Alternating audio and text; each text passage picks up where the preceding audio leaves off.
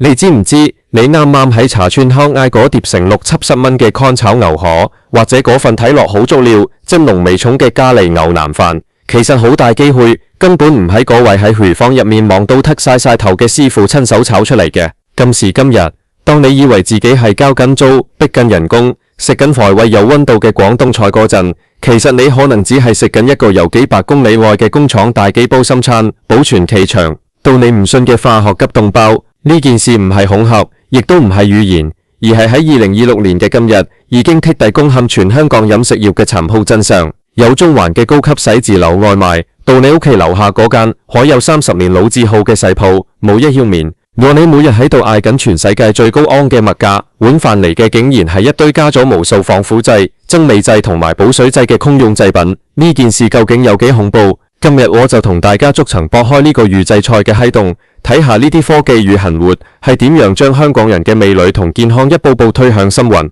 講起預製菜呢個詞，好多香港人可能覺得仲有啲陌生，或者以為只係超市嗰啲微波爐燈燈飯。如果你咁做，你就真係太天真。喺依家嘅餐飲業界，預製菜已經進化到一個你根本分唔出嘅地步。以前我哋講加工食物，頂多係午餐肉或者紅腸，但依家華裔嘅預製菜係包括咗籠藏、真空包裝嘅半成品，甚至係已經全熟嘅料理包。點解呢樣嘢會喺呢幾年，特別係2024、2025呢段時間瘋狂湧入香港？最直接嘅原因得一個錢，我哋計下數。咁算喺香港開一間村莊，最大嘅開支遠遠係租金、人工同食材。2026年嘅今日，一個稍為似樣啲嘅廚師，人工起碼要3-4萬蚊港幣，仲要請洗碗請樓面。如果你要每一碟仔都即叫即做，你要請幾多個師傅，個廚房要幾大？但係如果老闆改用預製菜，成件事就唔同晒。佢只需要擺幾個大嘅微波爐或者萬能蒸烤箱，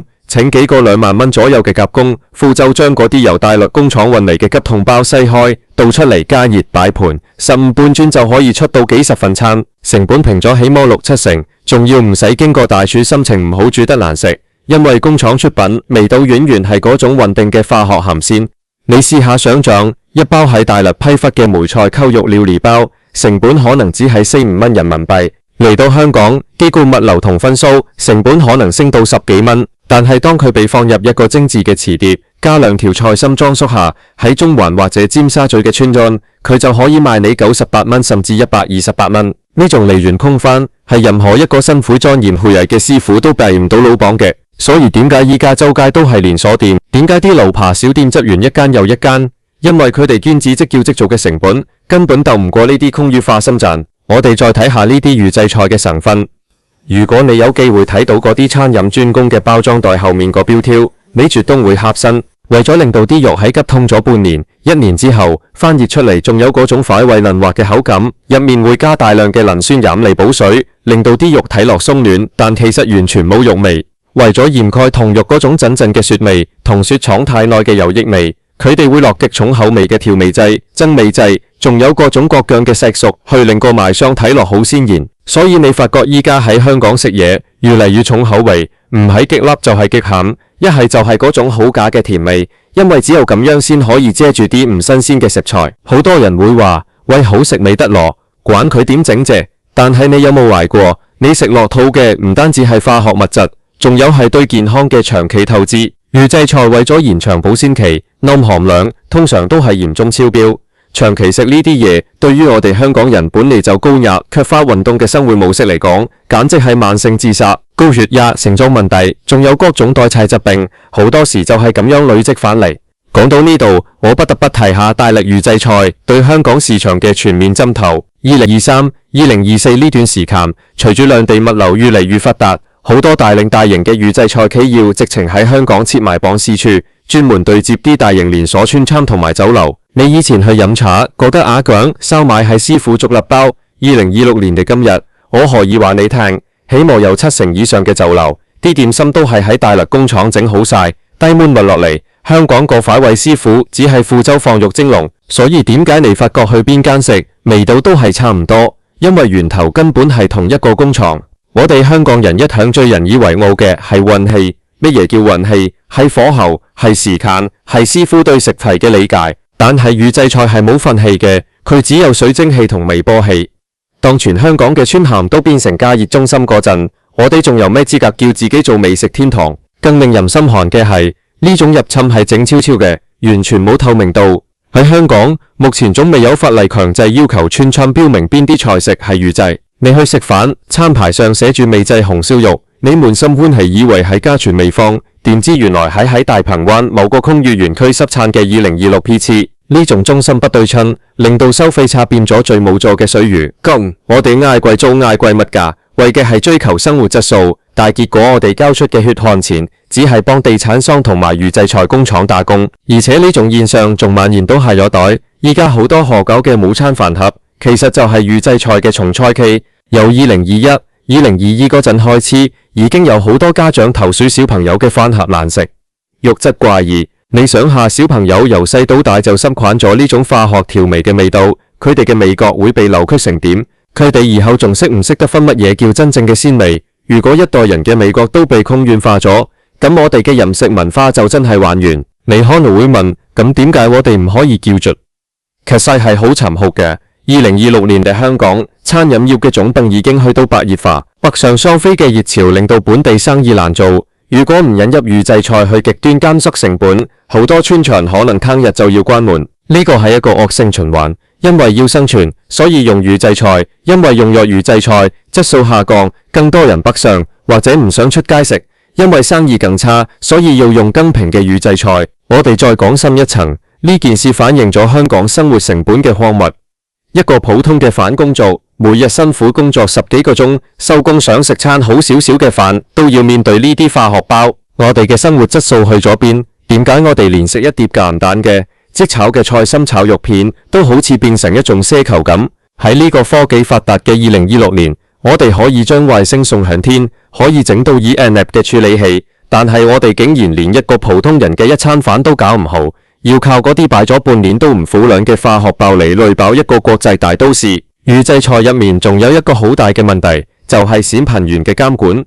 雖然話大陸出口嘅嘢都要機構檢驗，但係工廠式大規模生產，一旦出事，現場就係成千上萬人。而且料理包喺鮪魚同儲存果整入面，如果個冷鏈物流有攞個鐘出咗問題，入面啲嘢食產生咗細菌或者變質，加咗咁多調味劑之後，你食嗰陣未必感覺得出，但係你個腸胃會話俾你聽。咁我哋可以點樣喺呢個預製菜嘅紙袋入面自救？首先我哋要提高自己嘅感想力。如果你入到一間村莊，見到個餐牌，由中菜、西菜、東南亞菜咩都有，但係個配方細到唔合理，或者你完全聽唔到配方傳出嚟嘅切菜聲、炒菜聲，咁你就要打個問號。第二，留意出餐速度。如果一份需要長時間電煮嘅菜，譬如鮑魚扣椰漿或者紅燒蹄膀，你嗌完唔夠5分鐘就送到上桌，而個溫度係不均勻嘅，或者係碗邊好熱大心位微溫，咁呢啲9成9都係料理包。第三，我哋要學識投票，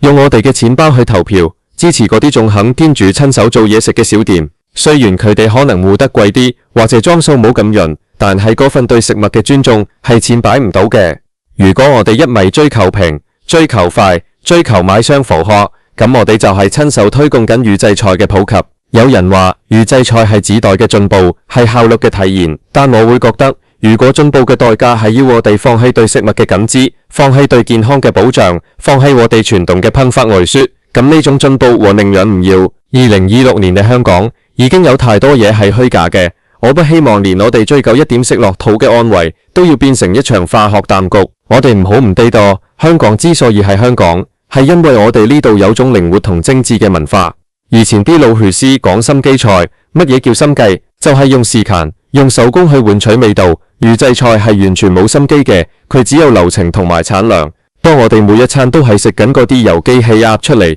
由花觀光差調配出嚟嘅產品嗰陣，我哋其實喺慢性咁失去緊我哋嘅文化身份。而且我哋要反思下，點解大陸預製菜可以咁輕易攻陷香港？係咪因為我哋對食物嘅要求已經跌到去一個只要填飽肚就得嘅層次？定係因為我哋嘅生活已經壓抑到連等一個燴絲炒菜嘅10分鐘都等唔起？喺呢個2026年嘅時空，每個人都好似趕住去投胎咁，食嘢變成咗一種類似入油嘅動作。呢種生活態度，正正俾咗預製菜一個最好嘅發題空間。其實預製菜喺日本或者歐美都存在咗好耐，但點解喺嗰度冇好似喺香港咁引起咁大嘅反感？因為人哋有嚴格嘅分類同標，超市擺返去嘅叫預製菜，但穿牆如果你用微波加熱嘢食係要講明嘅。而香港依家最仆街嘅地方係，佢哋用即叫即做嘅包裝去賣預製包，呢種係誠信嘅破產。我想同大家分享一個例，我有次去一間幾出名嘅中菜館，叫咗個叮湯，近康尼度，個盅係熱到燙手，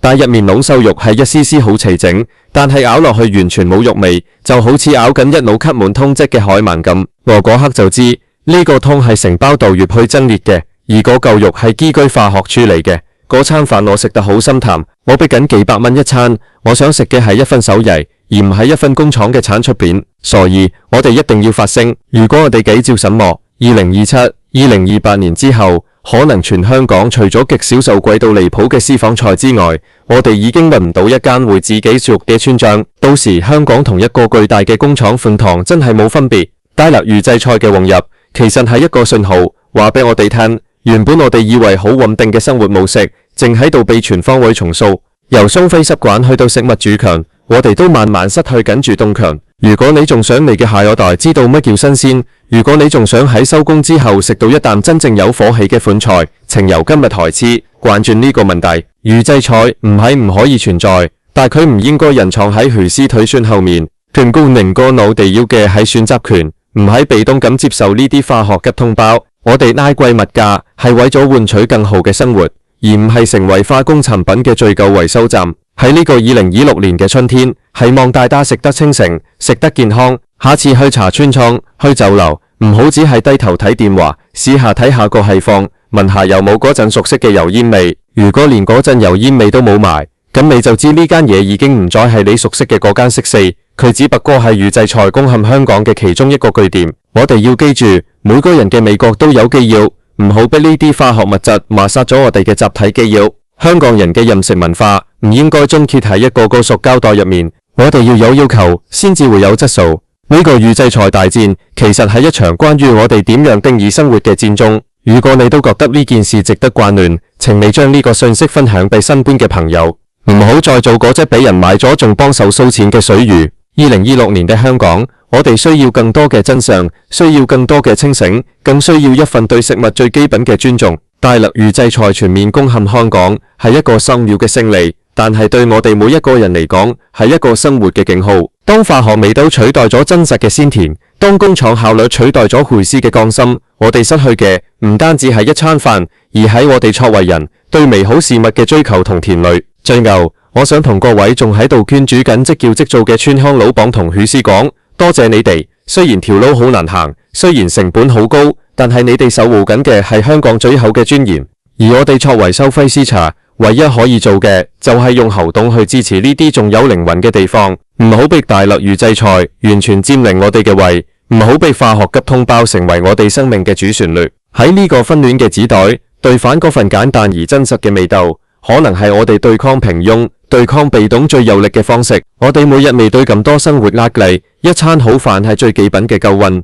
唔好連呢份救運都俾人奪走。由今日開始，食得精啲，食得真啲。大陸預製菜全面攻陷香港呢件事，我哋唔可以視而不見，因為呢件事同我哋每個人嘅身體、每個人嘅荷包都息息相關。2026年嘅香港，希望我哋仲可以大聲咁講出呢碟嘢夠晒運氣，而唔係無衰咁講呢個包裝撕得幾人，